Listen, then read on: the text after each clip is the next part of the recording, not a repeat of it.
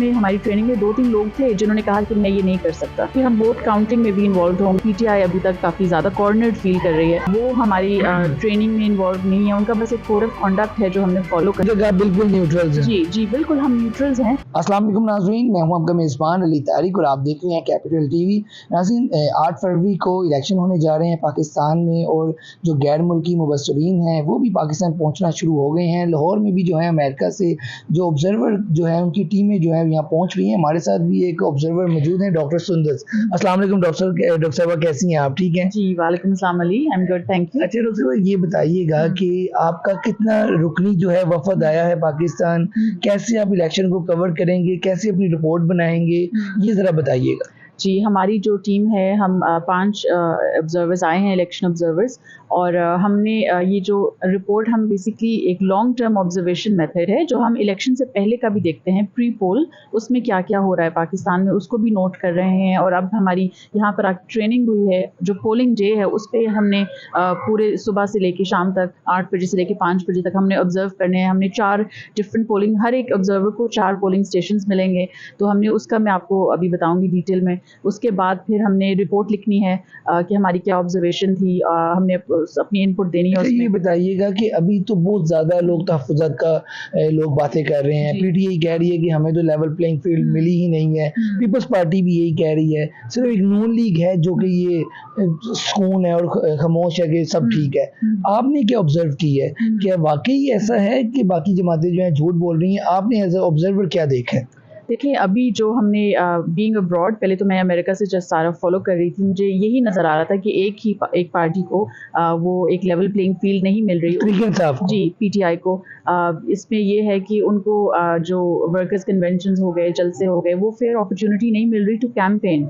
उसके बाद जो ऑफ कोर्स उनका सिंबल ले लिया गया है वो उनके इंटर पार्टी इलेक्शन से रिलेटेड है और उसमें बड़ी टेक्निकल बातें हैं।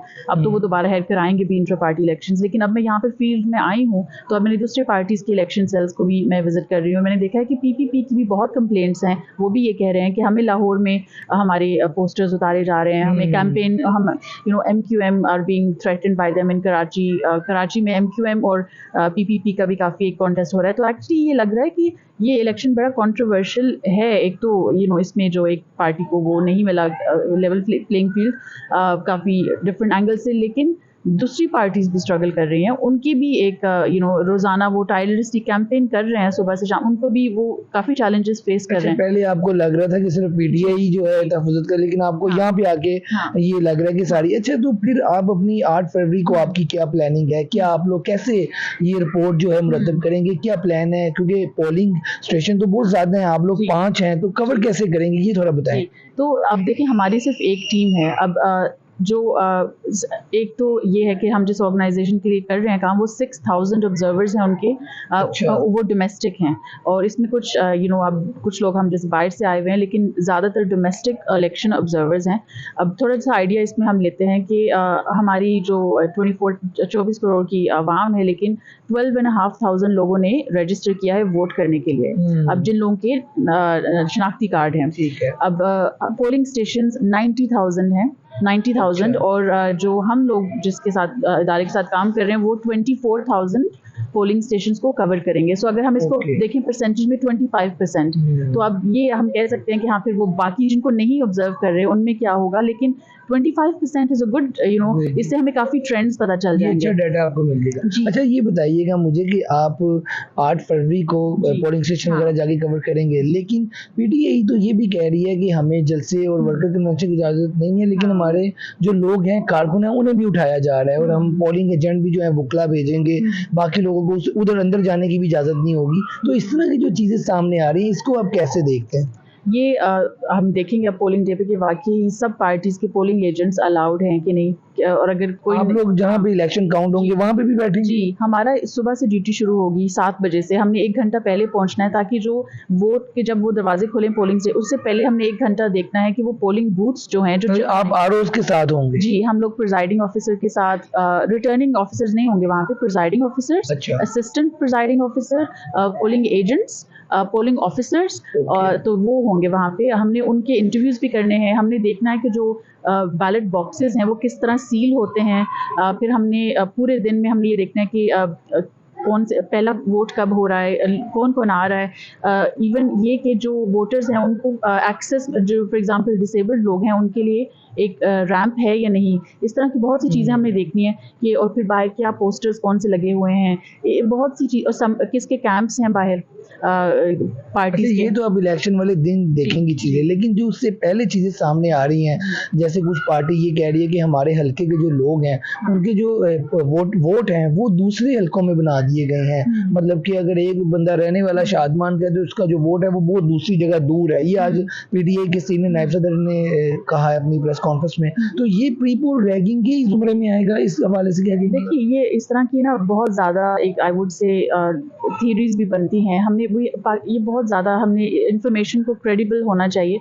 अब जो हम सब जिन लोगों के शनाख्ती कार्ड है उनका जो एड्रेस है उससे ही लिंक्ड होता है उनका कि वो कहाँ पे उनका पोलिंग स्टेशन है। तो इसमें विदाउट एनी एविडेंस इस पे मैं कमेंट नहीं कर सकती कि ये काफ़ी थ्योरीज भी हैं, एक बहुत फेयर भी है लोगों को, स्पेशली ऑफ कोर्स मतलब कि आप दलील और सबूत से देखेंगी चीजें। ये हम ये नहीं कह सकते कि ये ये एक इसमें ये इंटेंशनली हो रहा है। We have to see, it's just a theory. ये एक बिल्कुल एक I would say conspiracy theory भी हो अच्छा, सकती है। ये बताएं कि आप लोग न्यूट्रल किस तरह रहेंगे? यार बंदे की पसंद होती है कोई पार्टी, आपको भी कोई पार्टी जो है पसंद होगी, तो आप अपनी रिपोर्ट को कैसे ये साबित करेंगे कि ये बिल्कुल न्यूट्रल है, और अगर आप लाहौर में आए हैं तो बाकी जो आपकी पार्टीज हैं वो ऊपर असर वगैरह नहीं करेंगी, सियासी रहनुमा जो है वो आपसे मतलब कि मिल के कोई दो नंबरी का एलिमेंट नहीं होगा आपकी रिपोर्ट में, ये कैसे आप मेक श्योर करेंगे? देखिए, हमने as election observers we have to be impartial. ये उन्होंने हमें कहा, ये हमने गैर जानिब होना बहुत ज़रूरी है। हमने हल्फ भी उठाया है अपनी ट्रेनिंग में। हमने एक प्लेज लिया है सबने खड़े होके कि हम बायस्ड नहीं होंगे। We have to be impartial.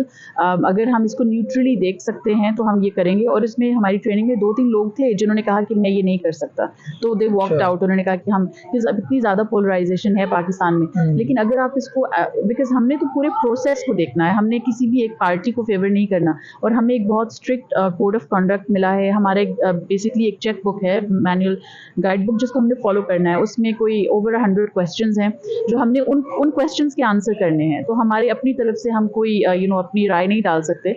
हमने और वो काफ़ी थरा है, डिटेल्ड है। फिर वो इन्फॉर्मेशन हम अपनी रिपोर्ट में इनपुट होगी।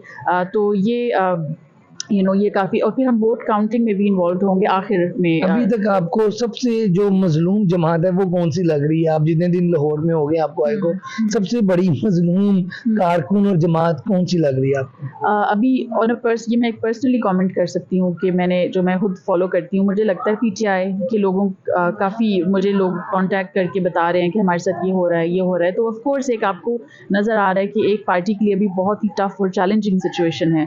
अब वो क्यों है, कैसे है, ये एक और मैटर है, लेकिन आई कैन सी के पीटीआई अभी तक काफ़ी ज़्यादा कॉर्नर्ड फील कर रही है। बाकी पार्टीज़ काफ़ी कॉन्फिडेंटली कैंपेन कर रही हैं। कॉल सेंटर्स खुल रहे हैं, जैसे फॉर एग्जांपल पीपीपी ने कॉल सेंटर बिलावल के लिए खोला है। तो इस तरह की एक्टिविटीज़ पीटीआई की हमें नहीं नज़र आ रही।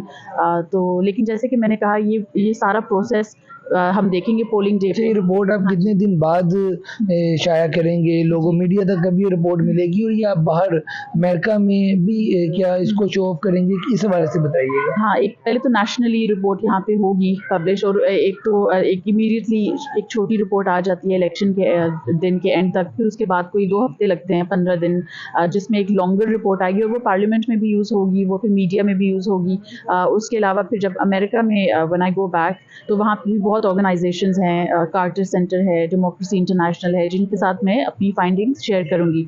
और वो फिर वहाँ की मीडिया से भी मैं इंगेज करूँगी, उनको मीडिया को भी मैं अपनी फाइंडिंग्स ज़रूर शेयर करूँगी फ्रॉम माय ओन लर्निंग्स जो मैंने यहाँ पे देखा है। अभी तक आप कौन कौन से सियासी रहनुमाओं से मिली हैं और उनकी क्या आपने तासुरात देखे हैं, उनकी क्या गुफ्तगू सुनी है? क्या वो जिनसे हम मुलाकात की है वो लोगों को लेवल प्लेइंग फील्ड मिली हुई है कि आपको लग रहा है कि उनके पास भी ऐसी चीज़ें नहीं हैं? हाँ, अभी तक तो मैंने डिफरेंट वहाँ पीटीआई के लोगों से भी मिली हूँ, पीपीपी के पार्टी लोगों से भी मिली हूँ। लेकिन इसमें ये है कि जैसे कि मैंने कहा कि एक्चुअली वो भी मुझे अपने चैलेंजेस बता रहे हैं। इट्स नॉट जस्ट पीटीआई, वो भी कह रहे हैं कि हमें वो नहीं मिल रहा, हमारे पोस्टर्स उतारे जा रहे हैं, हमारे हम पे FIRs कटी जा रही हैं, तो एक डिफरेंट, तो सब लोगों को जो मुझे लग रहा था आने से पहले कि ये सिर्फ एक ही पार्टी को टारगेट तो नहीं, लेकिन हम कह सकते हैं मुश्किल सिचुएशन मिल रही है, लेकिन दूसरी पार्टीज को भी मिल रही है। लेकिन जो कल मैंने अपनी ट्रेनिंग में हमें उन्होंने बताया कि आप वोट काउंटिंग में भी इन्वॉल्व होंगे, तो ये बड़ा एक मेरे लिए इम्पोर्टेंट होगा कि किस तरह वो वोट्स काउंट होते हैं। और अगर इसी तरह अगर आप इमेजिन करें हर एक पोलिंग स्टेशन में ऑब्जर्वर्स होते, तो फिर रिगिंग के कोई चांसेस ना होते। अच्छा, मुझे ये बताइए, इलेक्शन कमीशन से भी आप लोगों की कोई बातचीत चल रही है? वो भी आपको कोई मतलब कि कहाँ तक उन्होंने आपको फ्रीडम दिया कि आप कहाँ तक जाके सब ये मामला देख सकते हैं? इलेक्शन कमीशन से भी कोई चीज आपकी मुलाकातें वगैरह हुई हैं? नहीं, उन्होंने हमें एक कोड ऑफ कॉन्डक्ट दिया है, तो वो हमारी ट्रेनिंग में इन्वॉल्व नहीं है। उनका बस एक कोड ऑफ कॉन्डक्ट है जो हमने फॉलो करना है। आप उनको भी देखेंगे कि कैसे वो लोग भी सारी चीजों को प्लान कर रहे हैं और चीजें जो है रिजल्ट अनाउंस करेंगे? वो अपनी ट्रेनिंग कर रहे हैं, जो ट्रेनिंग जो इलेक्शन के सारे ROs की, और वो अपनी तौर से ट्रेनिंग कर रहे हैं, लेकिन हम ऑब्जर्वर्स, उनसे हमारी ट्रेनिंग नहीं हुई, हमारा उनसे कोई कांटेक्ट नहीं है। हम उनका कोड ऑफ कंडक्ट फॉलो कर रहे हैं, और फिर जिस ऑर्गेनाइजेशन के साथ हम काम कर रहे हैं उनका उनसे बस राब्ता है। लेकिन अभी तक आप बिल्कुल न्यूट्रल्स हैं? जी बिल्कुल, हम न्यूट्रल्स हैं, और हमें एक सिविल सोसाइटी के लेवल पे हम ये काम कर रहे हैं। जिस हम उनका काम ही है कि इलेक्शन मॉनिटरिंग है, फ्री एंड फेयर। तो जैसे वोट काउंटिंग का मैं आपसे कह रही हूँ कि ये मेरे लिए बहुत अहम होगा। मैंने देखना है कि किस तरह वो बैलेट बॉक्सेस से सील बैग्स में जाते हैं वोट्स वो, तो ये सारा जहाँ पे हम सोचते हैं कि रिगिंग हो सकती है, लेकिन अगर आप उस कमरे में होंगे जिसमें वोट्स पे डल रहे हैं, तो वो एक बड़ा इम्पोर्टेंट पार्ट होगा कि इसमें अपनी आंखों से सारा कुछ देखना, अपनी आंखों से देखना। और जो बैलेट बुक्स होती हैं, it's like a cheque book, उसमें जो जितने वोट्स, हर एक बैलेट बुक में 100 पेपर्स होते हैं, तो वो जो वोट्स मतलब हो गए हैं, तो फिर हमने देखना है कि जितनी बैलेट बुक्स मिली थी प्रिजाइडिंग ऑफिसर को, वो सारी अगर यूज हो गई हैं तो ग्रेट, अगर जो नहीं हुई वो वापस उन्होंने at the end of the day करनी है, तो कोई एक्स्ट्रा वोट्स नहीं डल सकते। जो मुफ्त के डब्बे लगते हैं वो भी आप देखें। जी, वो एक फॉर्म 45 है जिसपे एंड पे लिखा जाएगा कि इस पोलिंग स्टेशन में इतनी बुक्स गई थी, फॉर एग्जांपल 10 बुक्स गई थी। पंजाब हुकूमत से या इस वक्त जो निगरान सेट है उससे भी कोई राब्ता है आप लोगों का, या आप बिल्कुल ही अपना इम्पार्शियल काम कर रहे हैं, या उन लोगों ने भी आपको कोई फैसिलिटेट किया है कि बाहर से लोग आए हैं, ऑब्जर्वर है, तो कोई फैसिलिटेट किया उन्होंने? नहीं, बिल्कुल भी नहीं। हम ये हमारा as observers we have to be ये हम फील्ड वर्क में लोगों से मिलकर अपनी रिसर्च के तौर तक कर सकते हैं, लेकिन हमने किसी से हम इन्फ्लुएंस नहीं हो रहे, और हम ना किसी से, हमने बिल्कुल जो अपनी गाइडलाइंस हैं उनके अंदर हमने as observers code of conduct follow करना है, अपनी गाइड बुक फॉलो करनी है ऑन द डे, और अपने नोट्स हमने अपनी फिर रिपोर्ट में करने हैं। तो ये आई थिंक बहुत अच्छा है पाकिस्तान के लिए, कि हमारी डेमोक्रेसी के लिए, कि हमें ये इस तरह की मेथड्स बने हैं जो हमारे लोगों को फिर पता चलेगा कि हाँ, तो हम इलेक्शन वाले दिन ये ऑब्जर्वर्स ने क्या ढूंढा, और ये we have to be neutral, impartial, वरना otherwise we are violating the rules. ठीक हो गया जी। आप गुफ्तगू सुन रहे थे डॉक्टर सुंदस की, जो कि अमेरिका से एक पूरी टीम आई हुई है पाकिस्तान के इलेक्शन को कवर करने के लिए, और उनका अभी तक यही ख्याल है कि पहले तो ख्याल उनका ये था कि पाकिस्तान तरीके इंसाफ को जो है लेवल प्लेइंग फील्ड जो है नहीं दी जा रही, लेकिन यहाँ पे आने के बाद उनको बहुत सी जमातों से वो मिली हैं, तो उनका ख्याल है कि बहुत सी जमातों के बहुत से तहफ़्फ़ुज़ात हैं, सिर्फ एक ही जमात है, मतलब एक नून, जिसको कोई तहफ़्फ़ुज़ात फ़िलहाल नहीं है, और ये 8 तारीख को जो इलेक्शन है उस दिन भी ऑब्जर्व करेंगे, और उसके बाद भी एक रिपोर्ट जो है पूरी शाया भी मीडिया के सामने भी होगी और बाहर बैरून मुल्क भी जाएगी। आज की वीडियो के साथ मुझे दें इजाज़त। अल्लाह हाफ़िज़।